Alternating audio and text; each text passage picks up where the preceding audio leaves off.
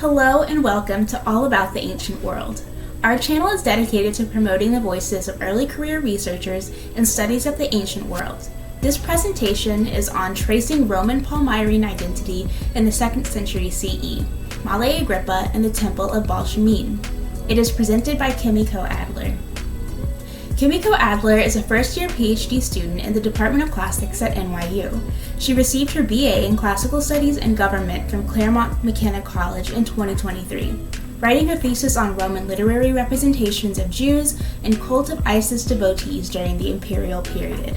Her research centers on the archaeology of the Roman Eastern Mediterranean, analyzing the layered cultural histories of religious spaces in Roman Egypt, Judea, and Syria. She has previously interned at the American Academy of Rome and the Getty Villa and has excavated at the Italian sites of Morgantina and Gabi. Now, without further ado, please enjoy this presentation all about the ancient world. Hi, my name is Kimiko Adler, and today I will be discussing Roman-Palmyrene identity as expressed through the Temple of Baalshamin's architectural and inscription features in the 2nd century CE. So let's go. In this presentation, I will discuss a temple dedicated to Baalshamin located in Palmyra, Syria. This temple blended local Syrian and Hellenistic Roman architectural features and included a bilingual inscription in Greek and Palmyrene Aramaic. Here is the roadmap of my presentation. First, I'll give you an introduction to the initial building phases of the temple's architecture, along with the history of Palmyra and its relationship with empires more broadly, up until the 2nd century CE, which is when the Roman Emperor Hadrian visited Palmyra and the Temple of Baalshamin was renovated. I will spend most of my lecture exploring how the 2nd century CE renovation of the temple incorporated both Roman and local Syrian features into its architecture and inscription. My main thesis is this: the Temple of Baalshamin and its inscription honoring Male Agrippa, a 2nd century CE Palmyrene elite, presents an interesting case study for understanding cultural change, borrowing, and a continuity at Palmyra. This paper also contributes to the scholarly discussion about Roman identity within the provinces. Beginning in the 1990s and early 2000s, Greg Wolf at UCLA began this conversation in his seminal book, Becoming Roman: The Origins of Provincial Civilization in Gaul, which discussed the Romanization of Gauls, inhabitants of what is now modern-day France. Scholars have been interested in applying or even pushing back on his framework in studying the multifaceted identities of people living under Roman rule.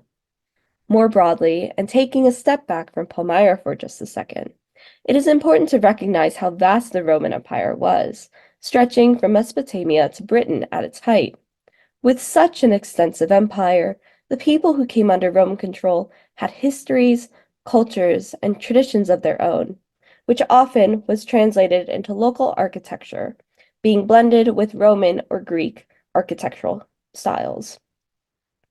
Before I touch on the context of the 2nd century CE, I will discuss the history of Palmyra and its relation to the Temple of Baalshamin before Hadrian.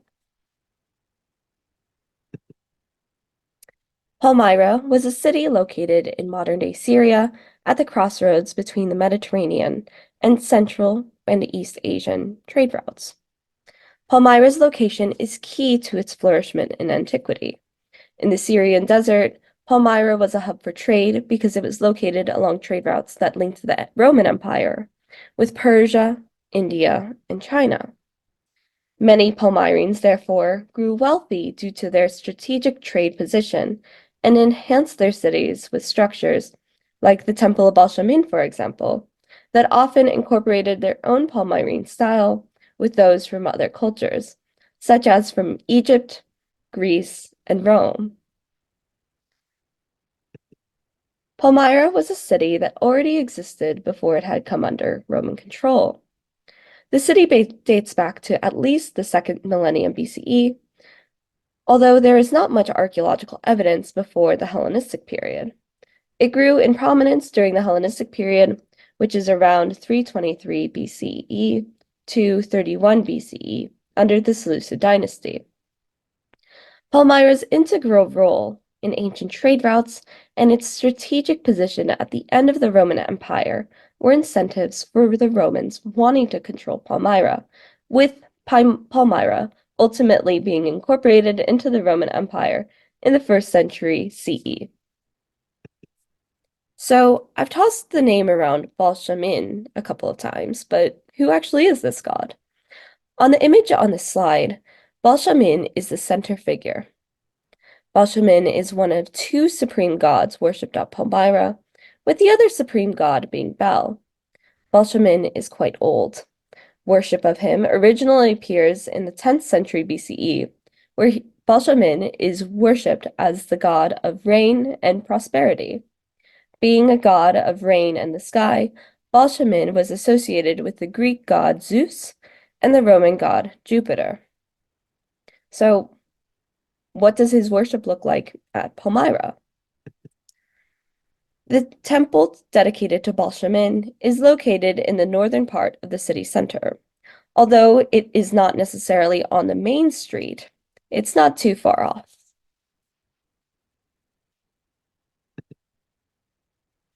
Archaeologists uncovered early phases of the Temple of Baalshamin that date back to the late Hellenistic period, or 2nd century BCE. Further building activity at the Temple of Baalshamin occurred in the 1st century BCE when the Romans began establishing their relationship with Palmyra. Although many of the details are unclear, an early form of the temple appeared in the late 1st century BCE or the early 1st century CE. This would make the temple contemporaneous with other Palmyrene monumental temples. This early version of the temple included a small courtyard with rooms arranged around it, and a chapel that may have occupied the site of the later temple.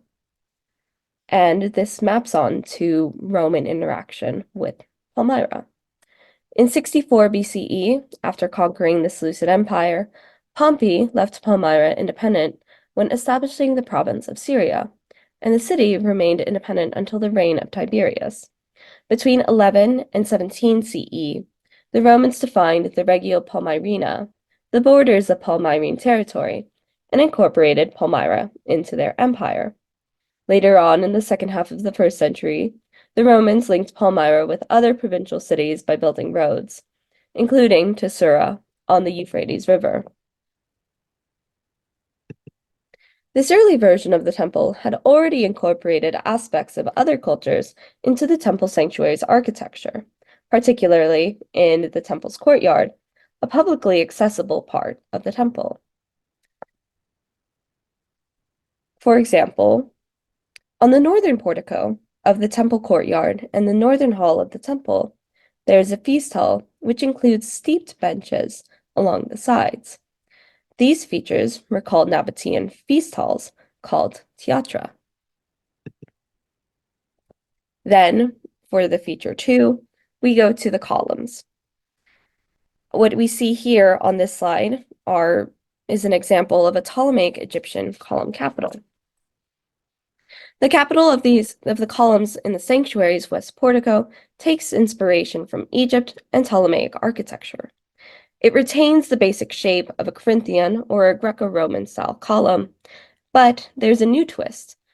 The column is more exaggerated and Baroque, and one wouldn't necessarily see in a typical Corinthian column.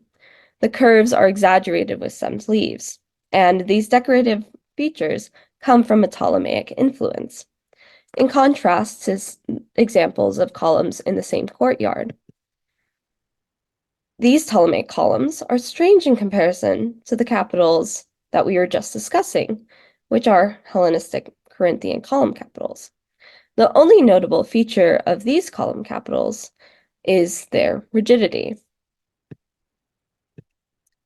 In order to provide a visual representation of what the juxtaposition must have looked like, I've placed the 2 kinds of columns found on the west portico side by side for comparison. When juxtaposed together, as they were in the temple portico, we can see that the Palmyrenes were drawing from 2 distinct column styles, and they provide a really interesting contrast. The sanctuary's portico has one side that draws inspiration from Egypt, one of its trade partners, and the rest from the Hellenistic and Roman world. To wrap up this section, the sanctuary for Baalshamin in Palmyra already had some established components that demonstrated an openness to borrowing architectural elements from other cultures, even before the temple became more Roman in appearance in the 2nd century CE. So now that I've covered the pre-Hadrianic temple, let's discuss what's going on with Hadrian and from the historical perspective. Due to Palmyra's increased role in Roman trade with the Near East and a stabilization in the Eastern trade, Palmyra became even wealthier than it did before in the 2nd century CE, catching the attention of the Emperor Hadrian for good reason. Hadrian is a Roman emperor who ruled from 117 CE to 138 CE. He is generally known as one of the 5 good emperors, being preceded by the Emperor Trajan and succeeded by Marcus Aurelius. Taking a step back from Palmyra, the Roman Empire is at one of its heights during Hadrian's reign, from a territorial lens and a cultural lens. Trajan, his predecessor, had expanded the Roman Empire to the biggest that it would ever be, stretching from Mesopotamia to Britain. And under Hadrian's rule, there is a revitalization of interest in Greek architecture and building big, monumental structures in Rome and its provinces. During Hadrian's grand tour of the Eastern Roman Empire, which ultimately impacted the renovation of the Temple of Baalshamin at Palmyra, I'll discuss this a little bit later on, which was around 129 to 130 CE, Hadrian encouraged major metropolises to build in the Greco-Roman style. Cities like Palmyra in Syria, Jerusalem in Judea, and Athens in Greece were all renovated in order to further conform to the Roman Hellenistic style. This is especially true within the Eastern Roman Empire provinces, where Hellenizing, or presenting oneself and one's city as Greek, by either speaking Greek and following Greek architectural patterns, was synonymous with being Roman, as Greek was the lingua franca of the Eastern Roman Empire.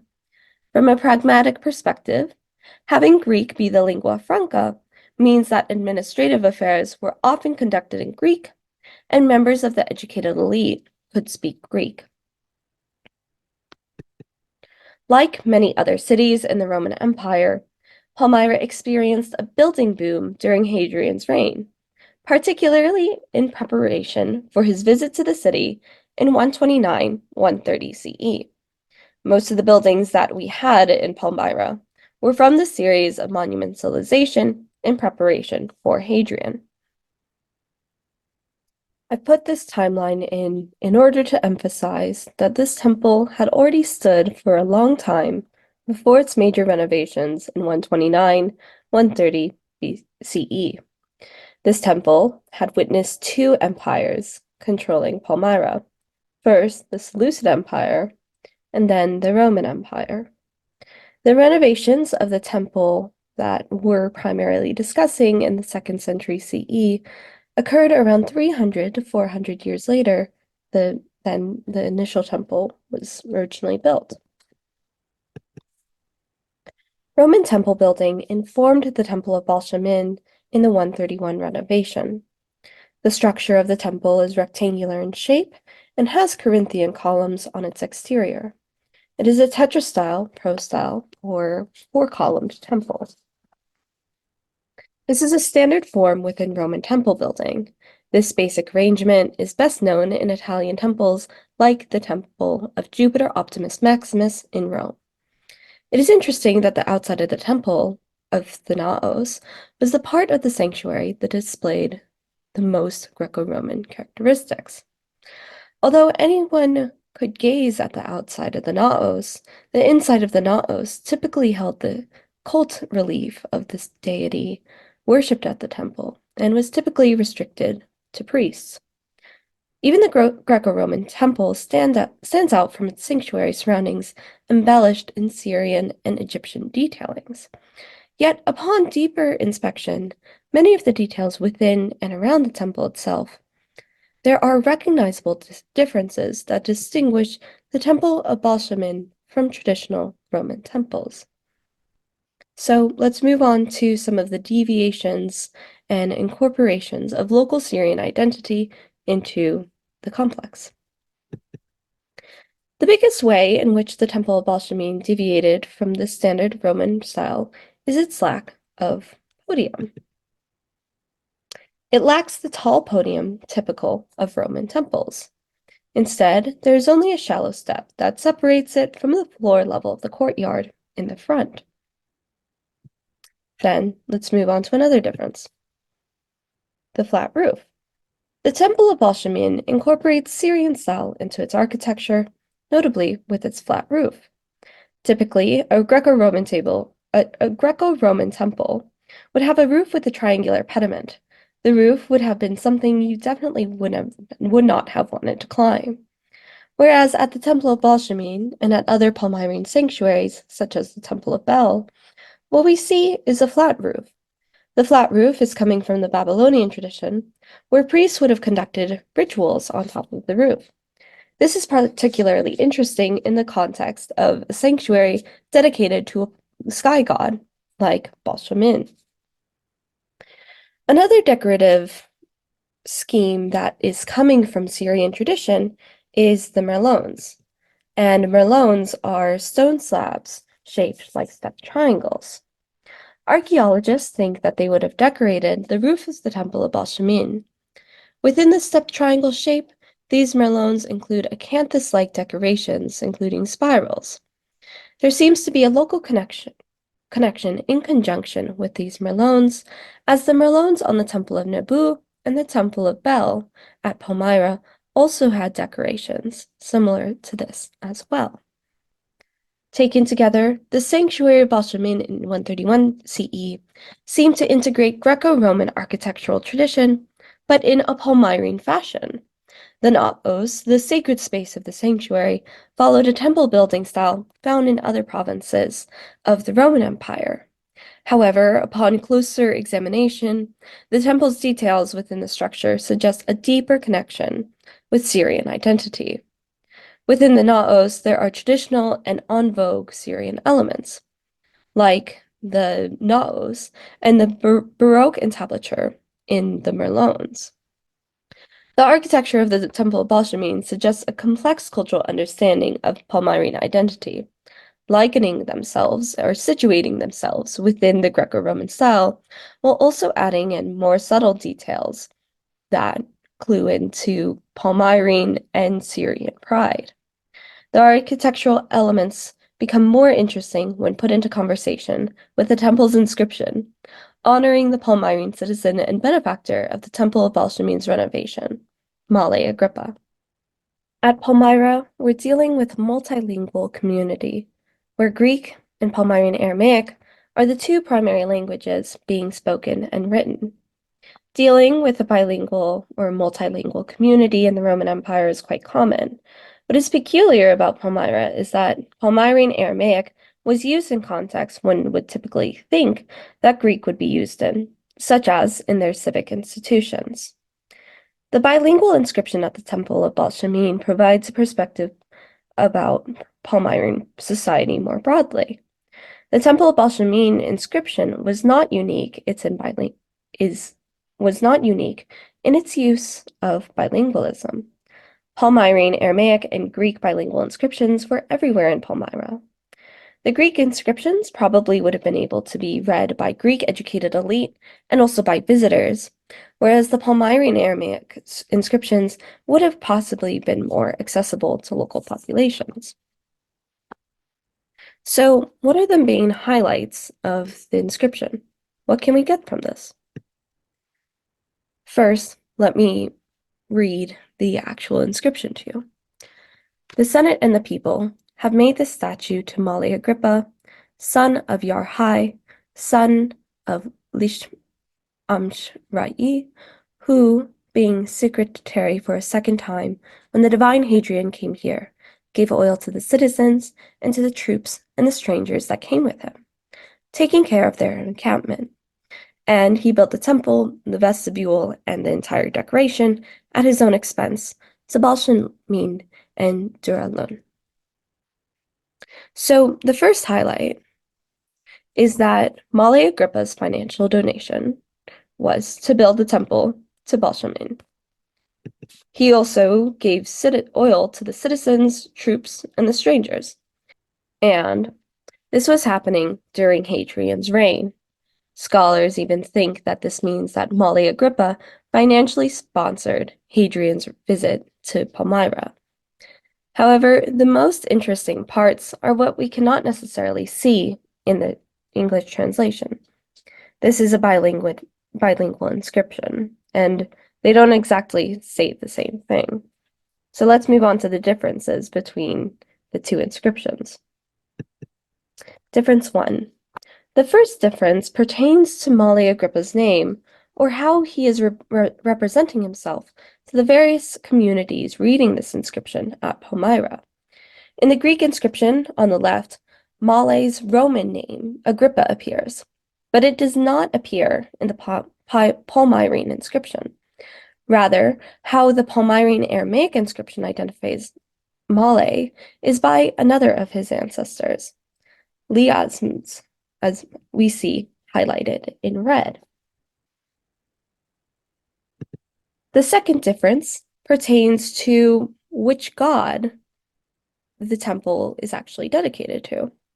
On the Greek inscription, Zeus, or Dios, appears, whereas in the Palmyrene Aramaic inscription, the Syrian names for the gods Baalshamin and Duralun appear in the Palmyrene. So what are the implications for these two inscriptions?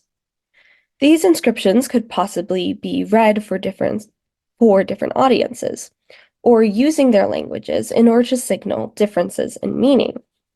The Greek inscription could be for official, governmental, or euergetistic purposes.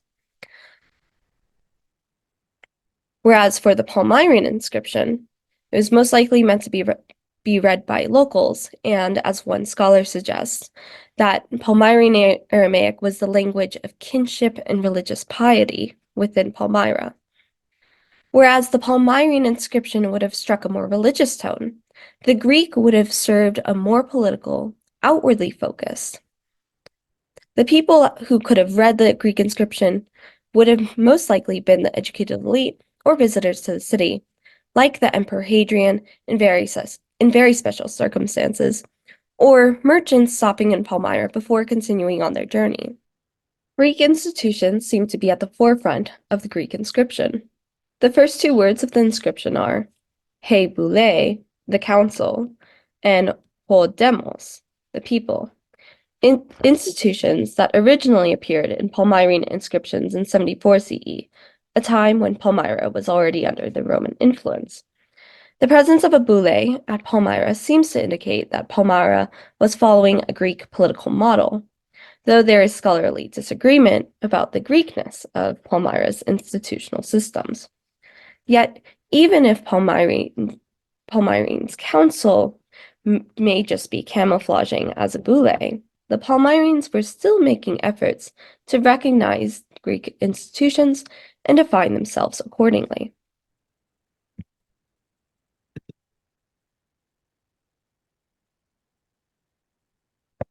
These two inscriptions are going to speak differently to a Greek and Palmyrene audience, and especially to those who understood both languages.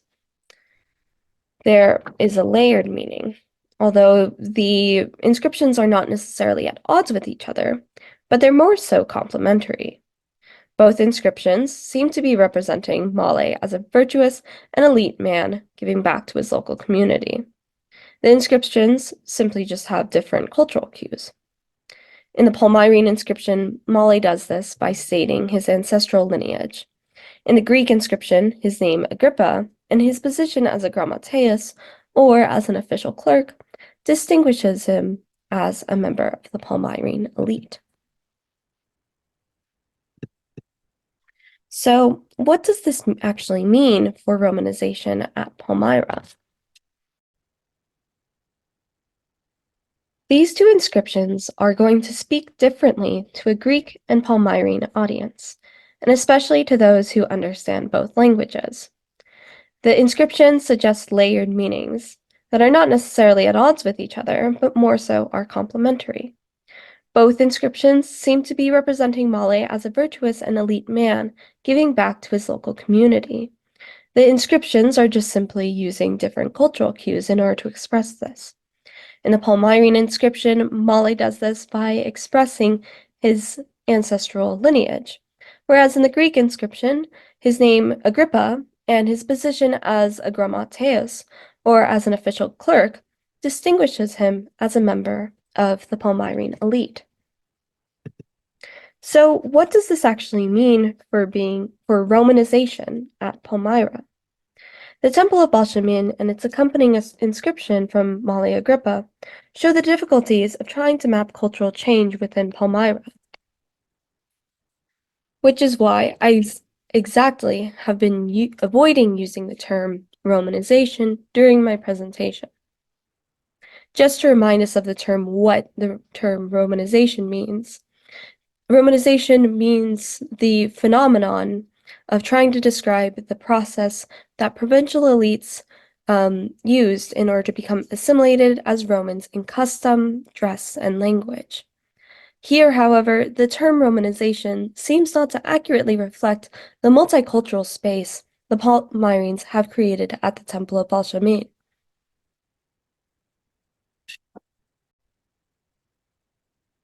The first difficulty that I see with Romanization at the Temple of Baalshamin and its inscription is that during the rule of Hadrian, using the term Romanization would be inappropriate. Instead of a clash or a conflict between the two identities, what we see is with the Temple of Baalshamin and its inscription is that there is a flexibility in Palmyrene Roman identity and the ability to possibly stack cultural identities on top of each other. What this inscription and temple seems to show is the comfort of Palmyrene elite, at least, in being able to seamlessly pull from and blend Syrian, Roman, and even Eastern architectural and linguistic elements, all in order to heighten one of their religiously most important spaces in their city.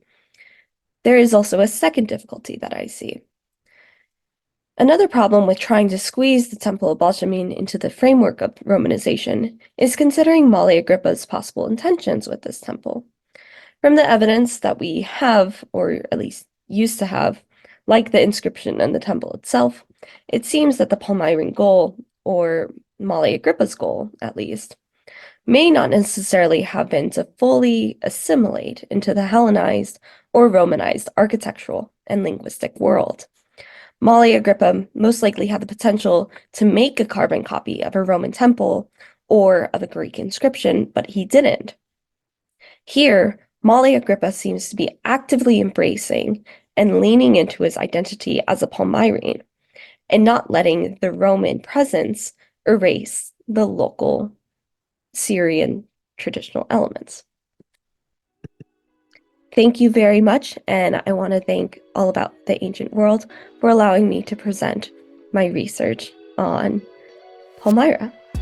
Thank you. Thank you for watching Tracing Roman-Palmyrene Identity in the 2nd Century CE, Male Agrippa and the Temple of Baalshamin, presented by Kimiko Adler. If you have any questions about the content of this lecture, please leave a comment below. If you liked this video and want to see more, click subscribe and make sure to hit the notification bell to get updates for future videos. Also, be sure to check out our website, which you can find linked in the description below. You can also follow us on social media so that you never miss an update. Finally, if you're an early career researcher and you have an idea for a lecture, please take a look at the call for papers on our website and consider applying today. Our next deadline is June 1st, 2024.